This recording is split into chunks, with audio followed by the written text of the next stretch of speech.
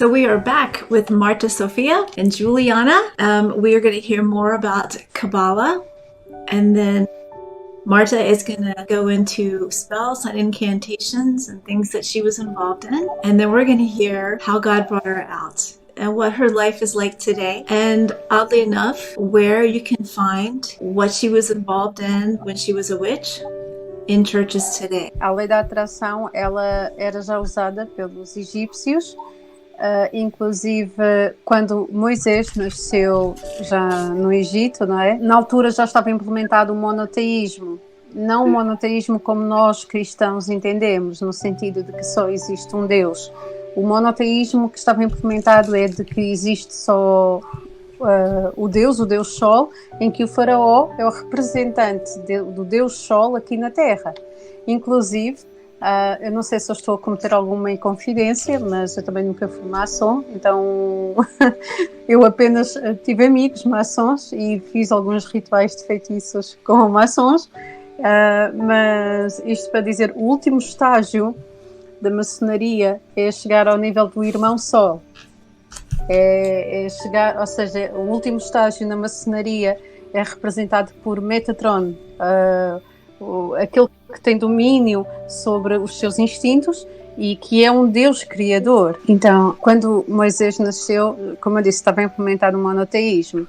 E na altura existia um legislador do Antigo Egito chamado Hermes Trismegisto, que ele era o responsável por ensinar as leis do universo, escrever livros que eram espalhados não só pelo... esses ensinamentos era só para a elite, para a família real, para a corte, digamos assim, do egípcio, da civilização egípcia, e também para os gregos. E daí vem, ou seja, a lei da atração, ela na verdade, ela é uma... como é que eu posso dizer? É como se tivessem 12 principais leis herméticas que eles reduziram para 7. Então a lei de causa e efeito foi como que desmembrada e daí nasce a lei da atração. Então Moisés, quando tinha a idade de ter acesso à educação, o povo judeu ele não tinha acesso à educação. Ele era um povo escravo no Egito, pelo menos nesta altura. E Moisés estava privilegiado, ele teve acesso a esta informação. Da mesma forma, eu sei que não tem nada a ver, mas da mesma forma que quando Daniel e os amigos foram levados para a Babilónia, ainda muito jovens, eles chegando lá foram obrigados a estudar paganismo, astrologia e todas as artes pagãs, e ainda assim não se corromperam contra Deus. Da mesma forma, Moisés, ele cresceu sobre os ensinos, porque era obrigatório, estava implementado assim. Moisés teve acesso ao conhecimento que Hermes Trismegisto ensinava. Quando eu comecei a ler a Bíblia, eu não sei se acho que não cheguei a dizer, mas eu tinha um contacto diário e houve a partir de um tempo eu aprendia mais com os meus mentores e escrevia tudo nos cadernos, com os meus guias, os anjos que estavam comigo, do que com qualquer coisa que estivesse na Terra. Então, esta informação que te estou a dizer sobre Hermes foi uma informação que me era passada pelos meus mentores espirituais. Mas existe uma gravura numa cidade italiana, eu não sei qual é a cidade, mas existe uma gravura de Hermes Trismegisto a ensinar Moisés. A Cabala aqui, além de ser prática mística que o povo judeu traz do Egito, quando eu comecei a ler a palavra de Deus e cheguei à parte das leis, os livros das leis, eu não conseguia credibilizar a palavra de Deus, porque como eu já tinha essa informação dos meus mentores, de que Moisés tinha sido ensinado por Hermes Trismegisto, quando eu cheguei à parte dos 10 mandamentos, eu percebi que todos os mandamentos, tirando o mandamento de só adorarás o Senhor teu Deus de todo o teu coração e honra teu pai e mãe, todos os outros mandamentos eram ordens claras para um povo que não tinha entendimento. Não. Se vocês repararem, é tudo o que o povo não pode fazer. São ordens claras. E nós também percebemos pelo livro das leis que O povo judeu era um povo bárbaro, um povo que não tinha entendimento, não tinha discernimento, eles não conseguiam distinguir o asseio da sujeira, o que era justo do injusto. Tanto que Moisés teve que dar, parecia que ele estava a ensinar criancinhas a serem educadas. Porquê? Porque aquele povo, realmente ele era bárbaro, ele não tinha acesso à educação, a higiene, a conceitos de o que é certo e o que é errado, eles não tinham isso, e então portavam-se como animais. Quem teve que trabalhar em mim para eu ter entendimento foi mesmo Deus. E até que eu percebi que os livros da lei não era Moisés a ensinar as leis herméticas, porque era esse o entendimento que eu tinha. De uma forma disfarçada, porque o povo não vai entender a questão da física quântica, das leis do universo, então ele vai ter que falar de uma forma simples para um povo ignorante, e a melhor forma é como se ele estivesse a falar para uma criança de 2 anos. Não adianta explicar porque ela não pode fazer aquilo, basta só dizer não faz, não fica de castigo ou levar uma palmada. Não dá para ser de outra forma. Mas quando eu comecei a ler a Bíblia de ponta a ponta, eu percebi que Deus, ele é perfeito, ele é lei e ordem. Deus não tem parte com a imundice, Deus não tem parte com o pecado. Então isso foi um trabalho que Deus teve de fazer em mim, porque quando eu comecei a ler, realmente o entendimento que eu fazia era que Hermes estava a passar para, de uma forma, a dar ordens, mas a ensinar as leis herméticas, digamos assim, ao povo. No fundo não era ensinar, mas era faz isto, não faças aquilo. Mas essas ordens estava a proteger o povo das leis herméticas. Very interesting. I never heard that.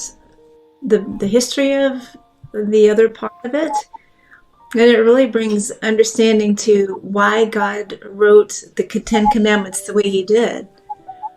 It changes it from a stance of do not to loving don't, stay close to me. Então, só uma coisa, essas leis, elas influenciam na Cabala e em todos esses outros? Sim, quem descobriu essas leis, digamos assim, foi Hermes Trismegisto, mas essas leis, eles chamam as leis quânticas, as leis que regem todas as coisas, e essas leis o todo é mental, ou seja, Deus é mental, e é uma energia, ou seja, todos nós somos deuses, somos criadores da nossa própria realidade, mas existe uma fonte da vida a quem a nossa mente está conectada, e só essa conexão, ou seja, não basta só pensar e acontece, tem que haver uma conexão com a fonte da vida, não é? Mas o que a lei da atração ensina é que nós somos deuses criadores. A sua mente, a sua atividade mental é muito importante, os seus pensamentos, as suas emoções e as suas palavras têm de estar de acordo. Ou seja, aqui são 3 fontes de vibração e têm que estar todas em acordo, porque se a mente pensa uma coisa e os sentimentos dizem outra e a pessoa fala outra, ela não concretiza nada. É como se ela não está unânime e precisa estar unânime para se conectar com este poder superior. Tem outras leis, como as leis a lei do mentalismo, que é essa de que todos nós somos um, não é? Somos deuses criadores, existe uma fonte com quem temos de estar ligado para criar. Também existe a lei da polaridade, a lei do ritmo, ou seja, tudo o que sobe, desce. Eu não sei se vocês lembram, 2 slides atrás, havia uma 4ª imagem que tinha assim em espiral, assim para a frente, e outra espiral para cima.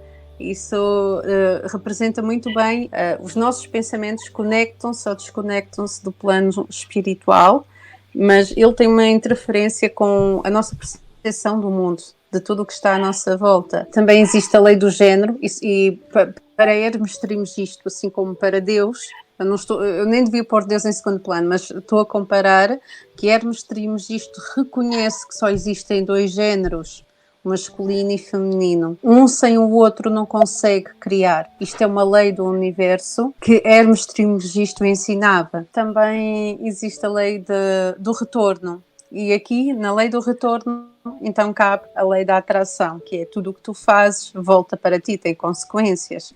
E ninguém sai do planeta Terra sem pagar. Ou seja, há karma que, segundo o iluminismo, não é? Que acredita na eternidade da alma, há karma que acumula para vidas futuras.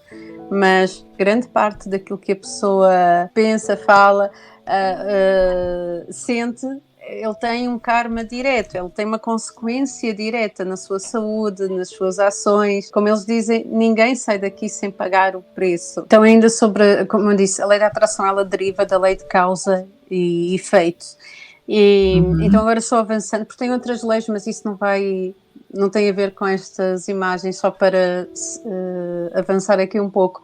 Este olho de Horus é também conhecido como a nossa glândula pineal. São exatamente a mesma coisa. Então a história do faraó era Horus. Horus tinha um irmão chamado Sete. E Horus era do bem, Sete era como se fosse Abel e Caim. Só que Horus era como se fosse Abel e Sete é como se fosse Caim. As mesmas naturezas. E houve uma grande luta entre os dois irmãos por um poder qualquer. E Horus e Sete feriu o olho esquerdo. Ele feriu o olho esquerdo de Horus e Horus ficou cego. Horus chamou todos os seus feiticeiros, os curandeiros, tudo, mas Horus ficou cego. E a partir, eu não sei se vocês já escutaram, mas normalmente a pessoa que tem uma deficiência nos 5 sentidos, seja cega, surda, muda, ela tem uma sensibilidade maior. É como se todos os outros sentidos dela ficassem mais apurados. No caso, o Horus perdeu esta guerra com o irmão, Sete, mas não mais perdeu nenhuma batalha. Porquê? Porque ele não recuperou a visão, mas desenvolveu a intuição. E ele estabeleceu alianças espirituais. E é aqui que entra... pronto, eu precisei de contar esta história para explicar porquê tantas nações, inclusive o Vaticano, têm uma pinha. Porque que existe uma pinha no Vaticano? O que é que eles têm todos em comum com o olho de Horus? Horus foi o primeiro a estabelecer esse contacto espiritual com essas entidades. Essas entidades que a gente já vai falar um pouco mais à frente. E a partir daí ele ganhou mais poder espiritual, não é? Mas aqui na primeira, segunda, terceira imagem de baixo, da segunda fila, vocês conseguem ver várias nações. Portanto, o Shiva é um deus da Índia, da cultura da Índia. Buda também, o budismo nasceu na Índia, porque o primeiro Buda chamava-se Siddhartha Gautama. Então, Buda nasceu na Índia, mas depois os seus ensinamentos espalharam-se por todo o Oriente. Também temos Dionísio na Grécia, temos a Pinha no Vaticano, temos o Egito, temos, ou seja, várias civilizações que fazem menção à Pinha, ou que ele também é conhecido como terceira visão, olho de Horus, chakra frontal. Aqui não dá para ver, mas quando vocês pesquisam no Google glândula pineal, ela tem o formato de uma pinha, por isso é que no Vaticano existem tantas pinhas, inclusive no centro do Vaticano, e inclusive no cetro do Papa existe uma pinha. Este cetro do Papa, ele significa exatamente isso, o teu poder está. Aliás, todos eles foram líderes, são figuras, líderes espirituais das suas nações. Buda, Shiva, todos eles eram líderes espirituais das suas nações, assim como o Papa tem a sua, ou seja, o mundo inteiro que tem uma certa influência do catolicismo. Então a figura do Papa é o Santo Padre, não é? É a referência máxima, é o representante de Deus aqui na Terra. É assim que ele se apresenta. E realmente, pelo menos em Portugal, a influência da Igreja Católica, ela transformou o povo num povo submisso, num povo fechado, num povo medroso, um povo que obedecia a tudo o que vinha da Igreja. A Igreja mandava em certas regiões, e ainda hoje acontece isso, nas regiões mais do interior, tudo o que o padre diz, a população venera o padre, não é? Então, aqui o cetro do Vaticano quer dizer isso, o teu poder está em dominares o espírito daqueles que são submissos. E outra curiosidade é que todos os líderes aqui representados, todas as nações aqui representadas, têm exatamente a mesma crença. Todas. Desde a Cabala ao budismo, ao hinduísmo, na Grécia, os filósofos gregos acreditavam na eternidade da alma, acreditavam na lei do karma, acreditavam na reencarnação. Todos eles têm esta mesma crença. Isto não muda independentemente de nação. E um dos conhecimentos que o mundo dos feiticeiros tem é que o próprio Papa é um mago negro.